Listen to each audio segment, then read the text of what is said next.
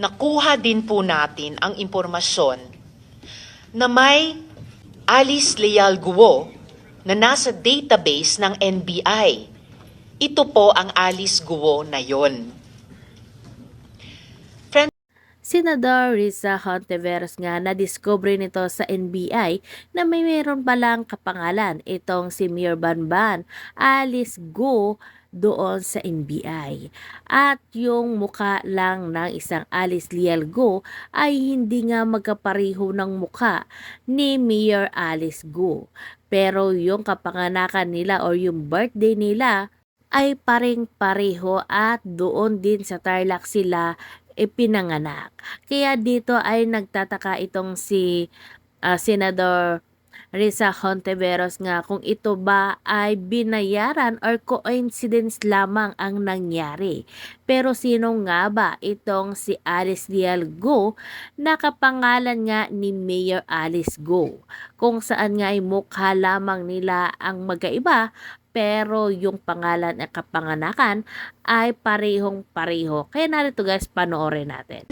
I want you all to take a good hard look at this document. Same ang birthday sa birth certificate ni Alice Leal Guo na tumakbong mayor. July 12, 1986. Pareho ang spelling ng pangalan, pero ibang-iba ang mukha. Napakadami ko pong katanungan. Is it a coincidence na may dalawang Alice Leal Guo na pinanganak on July 12, 1986 sa Tarlac? Is it a coincidence that this NBI clearance was applied for just a few days before the date of filing of the delayed registration of birth of the other Alice Leal Guo in Tarlac City? Or is this a case of stolen identity? Has Guo Haping assumed the identity of a Filipino woman and then nearly a decade later run for public office?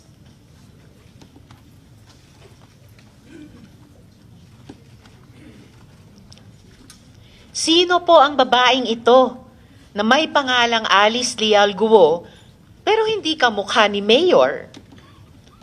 Nasaan na po siya ngayon? Bakit kailangan ni Guo Haping nakawin ang pagkatao ni Ms. Alice Leal Guo kung mayroon na siyang validly issued investor's visa na papahintulutan siyang mamalagi dito? Which leads us to our next question. How large and what is the nature of Alice Guo's networks? May ebidensya na tayong nakita na may link ang Bamban Pogo Hub to Clarkson Valley, isang pogo na atin ang naunang na ocular na mayroong mga video room at mga models para sa love scam. Si Huang Ziyang na incorporator ng Baofu at Pogante ng China ay incorporator din pala ng Sun Valley Clark Hub.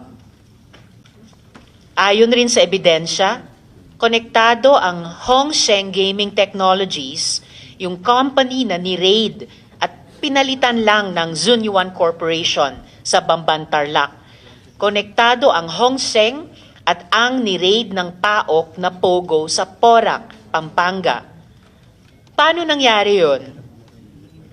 Ayon na rin sa mga papeles na nakolekta sa raid, sa pamamagitan yan ni Dennis Cunanan, dating Deputy Director General ng TLRC na may criminal conviction for corruption. Okay. Mabagal lang po yung internet. Mas mabilis yata dun sa Pogo Hubs. Malalapit na kaibigan din ni Mayor ang mga ringleader ng Lucky 99 Pogo sa Porac. Ito naman po ang photo mula sa campaign niya kasama si Catherine Cassandra Leong o Cassie Lee na authorized representative in Lucky 9 sa Porac. May isa pa kaming nakitang connection na nakakabahala dahil may kinalaman sa isang napakalaking investigasyon ng Senadong ito noong nakaraang Kongreso pa. ilalabas po natin ito sa tamang panahon. At ang huling gusto kong masagot na tinatanong na rin ng buong bayan, sino ba ang protektor ng mga pogo na ito? Gaano po kataas sa food chain ang mga protektor?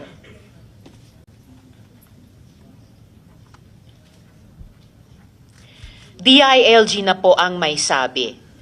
Pogo money can influence the 2025 elections. Mayor Alice certainly likes having friends in high places. Hindi po basta-basta ang mga kaibigan niya. Considering that this woman is now charged with qualified human trafficking, it is imperative that her links and networks are fully investigated. I now wish to ask my colleagues if they have opening statements. Thank you, Madam Chair. Magandang umaga po sa lahat. Parang hindi na ho tayo natututo dahil wala pang 6 na buwan, nagkaroon na ng pangalawang raid sa Porac naman. Yung nangyari sa Bamban, March of this year, 2024, nagkaroon ng malaking raid. Nakita natin kung gaano kalaki yung Pogo Hub na ipinatayo sa Bamban. Nakita rin natin na merong nangyaring human trafficking, merong nangyaring torture, merong nangyaring prostitution. At nakita rin natin may elemento rin ngayon ng mga pagpepeke ng ating identity at pagpepeke ng nationality. Wala pang 6 months, in June of this year, may na-raid naman sa Porac. At itong pag-raid sa Porac, halos parehong-pareho sa nangyari sa Tarlac. Itong Lucky South 99, 2 beses na-raid to. Noong September 2022, na-raid na siya. May nahanap na 40 na mga illegal aliens na nagtatrabaho doon. Gumastos tayo para i-deport. Ngayon, June of 2024, meron na naman na-raid. At nung pag-ikot ho namin doon, itong pasilidad, itong Pogo Hub na ito, hindi pangkaraniwang Pogo Hub. Para sa akin, ito na siguro yung pinakamalaking Pogo Hub na napuntahan ho natin. Dahil halos ang na-discover yung computers yung 2,300 computers. So ibig sabihin, at any given time, meron silang 2,300 na nagtatrabaho doon. At nakita natin na itong kanilang modus halos parehas. Gumamit sa Tarlac, gumamit sila ng isang bogus land company.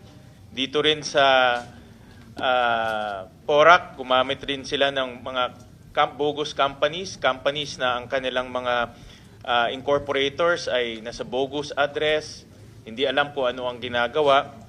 At nakita rin natin na nagagamit na ngayon yung late registration para daan at makagawa pa na mas maraming krimen dito sa ating bansa. Importante itong late registration kasi nakikita natin na nagiging Pilipino, yun hindi dapat maging Pilipino. At kung naging Pilipino ka, pwede ka nang bumili ng negosyo, pwede ka nang bumili ng lupa, pwede ka nang magtayo ng iba't ibang negosyo, pwede ka nang kumuha ng NBI clearance at pwede ka na rin tumakbo bilang